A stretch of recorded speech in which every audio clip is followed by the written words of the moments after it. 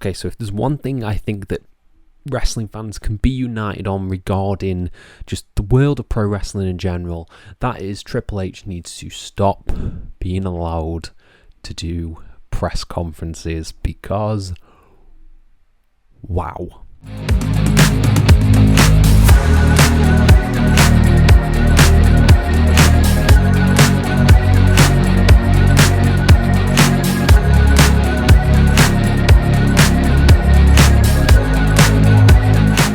Hello and welcome to FTTR, I am Hugh McQuaid, and today we are talking about WWE Bad Blood 2024, the old In Your House PPV, renewed in the PLE format, featuring the Hell in a Cell match between CM Punk and Drew McIntyre, the tag match between The Bloodline and Roman Reigns and Cody Rhodes, and so much more. And I will dive into my thoughts on that. But before I do, please hit subscribe, please like this video, please comment your thoughts down below, and I'll try and apply to every single one of them as we dive in to this. So, Bad Blood, I think, for me, was underwhelming. Now, why was it underwhelming? I just don't think that the quality of matches was there for me. I think for a 3.5 hour show, 5 matches with some wonky finishes, some questionable booking, and just being a little bit boring, didn't make for an enjoyable experience for me with Bad Blood. And that's a shame because I was really, really excited for it. But there is a big but coming over this. I like big buts, and I cannot lie. The Hell in a Cell match between CM Punk and Drew McIntyre delivered in spades. Easily the best match of the night. Probably top 3 WWE matches of the year. I think it was absolutely exceptional, and it was sort of only downhill from there because that match was so unbelievably good. I enjoyed it so much. It had blood, it had everything that I wanted out of this feud, and then it was sort of like a crushing come down of, oh, okay, we're back to this. So yeah, overall I thought Bad Blood was underwhelming, but that's not to take away that one of my favourite matches of the year just happened on the show, and I think that it's more a question of the booking. I don't think the booking has been particularly strong, and I think just for me, the layout and structure of WWE pay-per-views are worrying to me. Not worrying, they're just I don't like them. There's just not enough. There's not enough action. There's not enough stuff happening. And we'll dive into that in just a little bit because we got to start with my play-by-play, my review, where I go through every match, every angle, everything that happened on the show, starting with the video package. The video package started really cool with like the sort of true crime footage of the old Hell in a Cell match with Shawn Michaels and The Undertaker, and then got into this weird, cringy Triple H and Cody stuff, and I was like, ooh, this isn't working for me. Then we got the hosts. We had Bianca Belair, Naomi, and Jade Cargill. They were the hosts because I guess they wanted them on the show. They didn't do much hosting. They announced the Hell in a Cell match, and then they were just in a backstage party skit for the rest, which I'll touch on now. The backstage party stuff was just why? Like, whatever. They had a pretty weird, unfunny thing with Chelsea Green. Yeah, could have done without that. But then we got the Hell in a Cell match between Drew McIntyre and CM Punk. And like I said, I think when CM Punk really taps into his love of the game, like his love of old school wrestling, like Hell in a Cell, like his dog collar match with MJF, he really gets a lot out of this.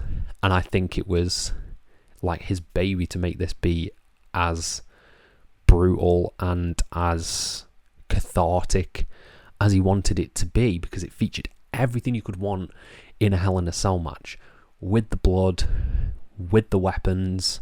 Like, you had some really cool gnarly spots, like Punk got busted open after getting his head rammed into the steel cage, and then Drew getting clocked with a toolbox and him just gushing blood. Apparently he's had to have like 16 stitches or something, because yeah, he was pouring. There was a lot of blood.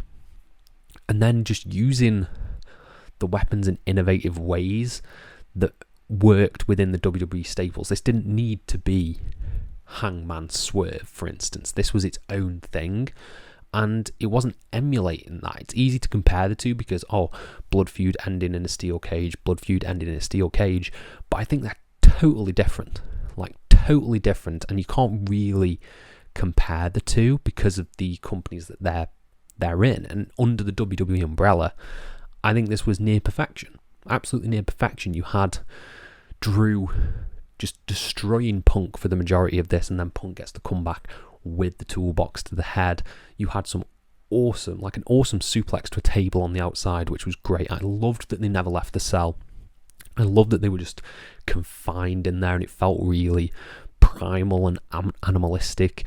And you had Punk just covered in blood, just doing Punk things, hitting multiple running knees in the corner, hitting a GTS. We had a Claymore from out of nowhere, and then it all sort of built to the final sequence, which I thought was really, really good. You had the steel steps in the ring, and Drew gets a bag of beads, the friendship bracelet beads, and he just pours them everywhere like the thumbtacks. Looks like he's going for a Claymore. He goes for a Claymore, and he takes a brutal looking bump on the steel steps. He doesn't land flat back on the steps. He lands on the edge, and it looked rough. It looked like it really, really hurt. Then Punk gets a load of beads, shoves them in the mouth of Drew McIntyre, wraps a chain around his knee, and hits a go to sleep for the 1-2-3. This was awesome. This is probably the best Hell in a Cell match in, dare I say, a decade. And try and think. I really did love the Cody one. I really loved the Edge Rollins one, but I don't think about them as much as I think I'll think about this one. I think this one was really, this is going to sound really, pretentious, but this felt auteur driven. This felt like CM Punk and Drew McIntyre were okay, this is what we want to do. And they did it. They capped off their feud, and in my opinion, this needed to be the main event. You've done all this really hard work of re-establishing the Hell in a Cell stipulation and building this feud. Regardless of if Dwayne's coming back, this should have been the main event. I really think it should have been the main event because it shows that the Hell in a Cell stipulation it's that must-see attraction. Whereas having it in the opening match, I think, diminished it a little bit, and I think it would have helped the pace of the show, to be honest, having this in the main event. But it is what it is. One of the best WWE matches of the year, and yeah, I was tremendously happy with that. Then we come into some of my criticisms for the pacing of the show, and you can say this about all WWE PPVs, PLEs, whatever you want to call them, but just fast forwarding through adverts and video packages because they are so long, so long. And yeah, we finally got to Bayley versus Nia Jax for the WWE Women's Championship, and this was okay. This was okay. I thought Nia looked good, but it was hella sloppy. There were some weird moments in this. I like the story they're telling with the Tiffany stuff. The Tiffany Stratton stuff of this match was easily the best stuff about it. That ending sequence, but the match leading up to it, with Nia Jax doing a weird-looking Hurricane Rana, a weird sort of flapjack thing where the commentators thought Bayley had got it, and then Nia went to the pin, and then they were a bit confused there.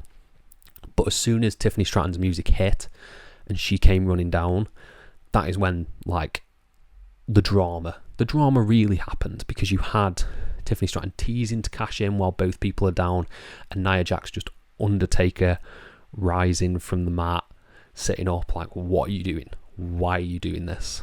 And then cool, splash into the corner, good roll up near fall from Bayley, and Tiffany Stratton throws the briefcase at Bayley, sort of misses, Bayley sort of blocks it, and that gives Nia the opportunity to hit a top rope Samoan drop, and then I'm not sure what she calls her finisher, a Vader bomb kind of thing, and hits that for the 1-2-3. Nia Jax retains. Interesting to see where they go from here, particularly with the announcement Triple H made Like, are we going to get Liv versus Nia, heel versus heel? We'll see. I imagine one of them will lose their titles before that, so we can have a babyface versus heel dynamic at Crown Jewel. But yeah, this was sloppy with a decent finish. Then we had Damian Priest versus Finn Balor. I actually thought this was a really good match. Like, this was really good. I really, really love Damian Priest. Damian Priest has had one of my matches of the year, one of my favourite WWE matches of the year at least, which was his match with Gunther. I think that's really, really underrated and people don't talk about it enough. But this match suffered from messy interference and just the overall booking of the Judgment Day, because the Judgment Day are shite. Like, they're really bad. They are really bad. They cannot do anything right. And particularly with the heel turn that Finn did and the sort of stuff going on with Liv and this like reforming of the Judgment Day as street trash, you think they'd be able to do something, but Priest won after Carlito interfered, after JD interfered. And yeah, this didn't make Finn look good. Finn looked crap coming out of this because he hit 2 coup de grace to the back of Priest and Priest still caught him in a chokeslam for the 1-2-3. Now, that is not to take away anything from the match. I thought this was a really, really good match up until the interference. It's nice to see. I was hoping on this show, like, we had the big bloody affair. I knew that there was going to be cash-in shenanigans. I knew there was going to be shenanigans in the main event and in the Rhea match. I was hoping in my heart of hearts, this would just be a straight singles match with no interference, and sadly the Judgment Day came down and ruined that. But it was a good match. It was really, really good. I'd love to see these two. Like, they both deserve to be in a world title program. But yeah, Priest's been booked well. I think Priest looks really, really good. He's one of my favourite wrestlers in WWE at the moment. But yeah, the Judgment Day are not good. Really not good. And I don't think this did anything for them whatsoever. I don't think he did anything for Balor. Like, how does he look credible? He's a tag team champion, for crying out loud. He looks awful. He looks so bad that he cannot, like, buy a win at the moment. And yeah, I don't think this did a lot for Finn Balor. I don't think it really did that much for Damian Priest. Like, he looked good, but where does he go from here? I hope this feud doesn't continue. Solid match with a messy finish. And yeah, poor Judgment Day. Then we got the Crown Jewel announcement. Triple H comes down and announces that at Crown Jewel in 4 weeks, it will be champion versus champion for the Crown Jewel Championship, which is an interesting idea. I think this is an interesting idea. The belt is hideous. Gunther versus Cody should be awesome. As long as there's no shenanigans. Please, I don't want any more shenanigans. Please. And Liv versus Nia could be fun if done correctly. It was weird to have this on pay-per-view. Like, this took up quite a lot of time because you didn't just have this announcement. You had Gunther coming down, mocking Goldberg, who was in the crowd. Goldberg coming in, people getting involved, Sami Zayn coming down. Like, you could have just done Gunther versus Sami Zayn, probably in this time. So it was weird to do this. You could have easily done this on Raw, like opened Raw with this, and then everyone would be like, oh my god, yeah. I don't think this needs to be on pay-per-view. And yeah, also didn't help the pace of the show, in my opinion, because this is pretty much, it could have been done in a tweet, it could have been done in an email, and it could have been fast-forwarded through. I love seeing Gunther. I would have liked to see Gunther have a match on this show. Then we got probably my least favourite match of the night, and that is Liv Morgan versus Rhea Ripley for the Women's World Championship with Dominic Mysterio hanging from a shark cage. Yeah, this was weird. This was really, really weird. The match itself was fine. I feel like I've seen Rhea versus Liv a lot, and this didn't add anything new other than Liv looking up concerningly at Dominic Mysterio in the shark cage. Like, there was no sort of memorable spots in the beginning, no sort of, there was nothing. I can't remember much that happened in this match apart from the ending. Like, I really, really can't.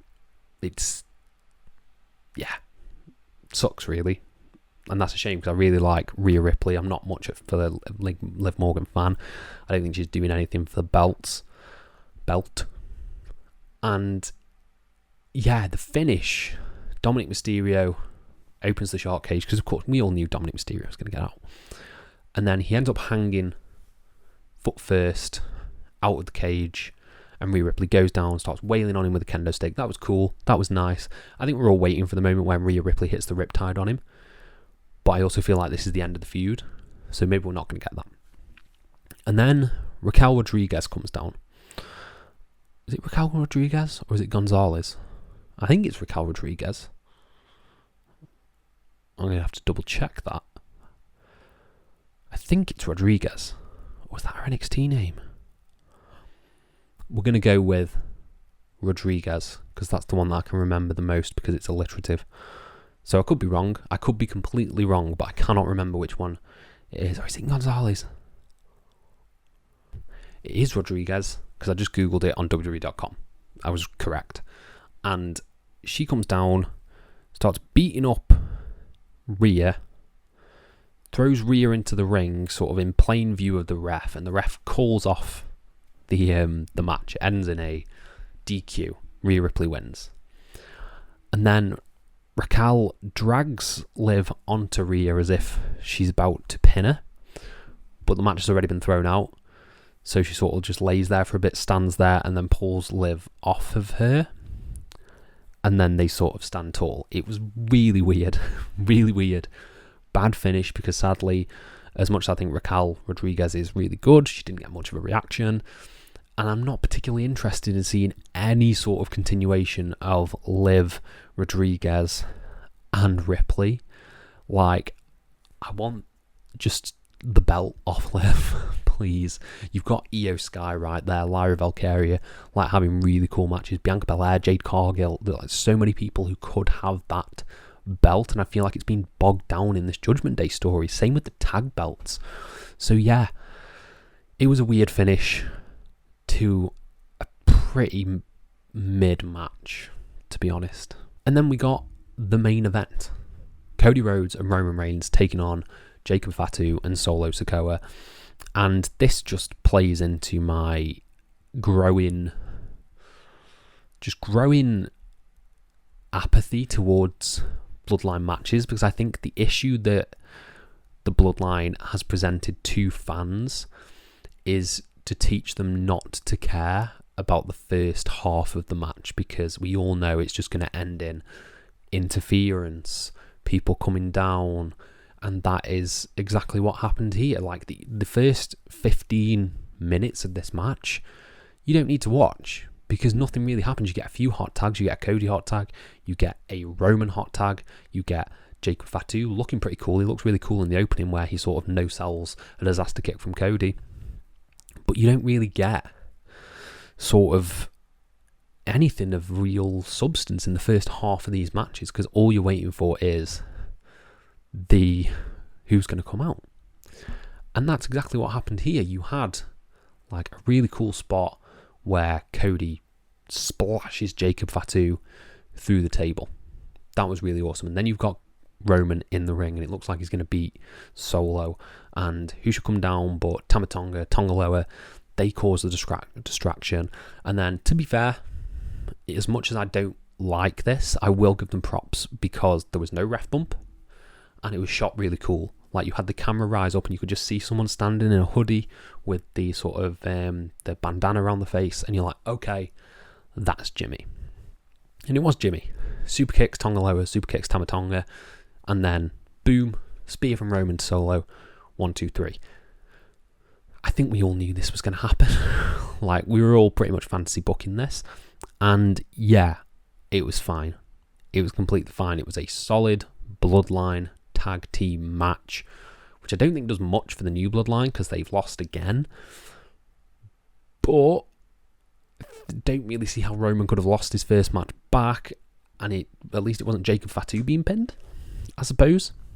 And then you have like the post-match, you have the Bloodline beating down on Cody in the ring, Jimmy and Roman have embraced beforehand, and they're walking up the ramp, and Jimmy convinces Roman to go back and help Cody, and they do, and then they sort of stand in the ring. Roman picks up the title and gives it to Cody, and then hit me a thumbnail. Who should come out but The Rock? And he sort of stares down Roman, stares down Cody, stares down Jimmy.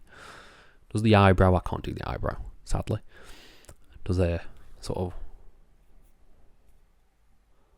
and then goes, presumably setting up a title match with Cody because he pinned him at WrestleMania. And that's the end of the show. It was a cool ending. I thought it was a cool ending, like the last 15 minutes or so of the match and the overall like angle afterwards. But yeah, I just feel like coming out of this show I was a bit unfulfilled. Apart from the amazing Hell in a Cell match and the last few moments of the Bloodline match, yeah, I just wasn't really into this. I wasn't really into this at all. And that's a shame because I was really excited for Bad Blood. I thought it's a cool name. It's a cool show to bring back. And yeah, I was a little bit underwhelmed, unfortunately. I think it's one of the weaker shows that WWE have put on this year. And for me, the 5-match card doesn't work. It just doesn't work. I just feel like it's too little.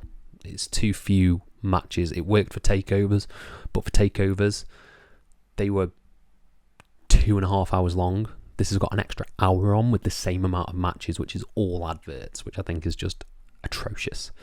So yeah, overall, I would probably give this like a 3. I'd give it a 3 just for the Hell in a Cell match, because the Hell in a Cell match you should go out of your way and watch. But yeah, 3 out of 5. I think Bad Blood, sadly, is like the definition of mid. My opinion. But I want to know your thoughts down in the comments below. Were you a fan? Were you not? Let me know. I'll try and reply to every single one of them. Thank you all ever so much for your support, and have a nice day.